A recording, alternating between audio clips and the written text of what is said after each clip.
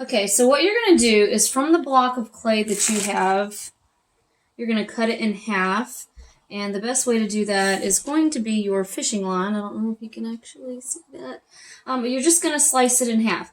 It's really important that after you do that, you put the rest of your clay back into the plastic bag, because you do not want it to get dry.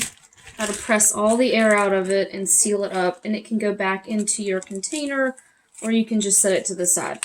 If yours has gotten gunky like mine, try to clear away that clay so you can actually zip it shut and stick it to the side.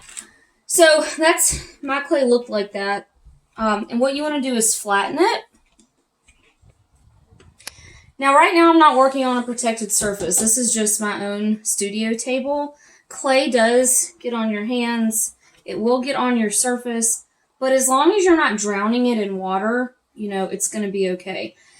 You have two ways you can add water. I happen to have an empty spray bottle here, but you can just use a regular bowl of water. Okay, it doesn't have to be anything fancy. And remember, when you're wedging, you're trying to break up the shape that it was in, so you can make it very plastic and malleable and get it to do what you want. Remember, it was in that shape before, and you want to get rid of it. So if you feel like you need to go back and watch the video on wedging, that is going to be in the module about learning the basics of ceramics.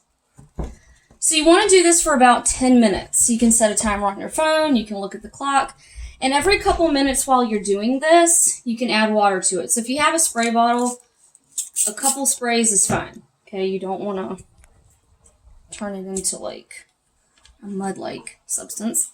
If you have a bowl, you can just touch your fingers in the water and then just keep working with it. And you want to do this for about 10 minutes. Remember, the goal is to get it the same consistency all the way through, the same moisture, and to get rid of air bubbles. This particular piece of clay I have doesn't feel all that bubbly, but as you're working with yours, you may find that yours is.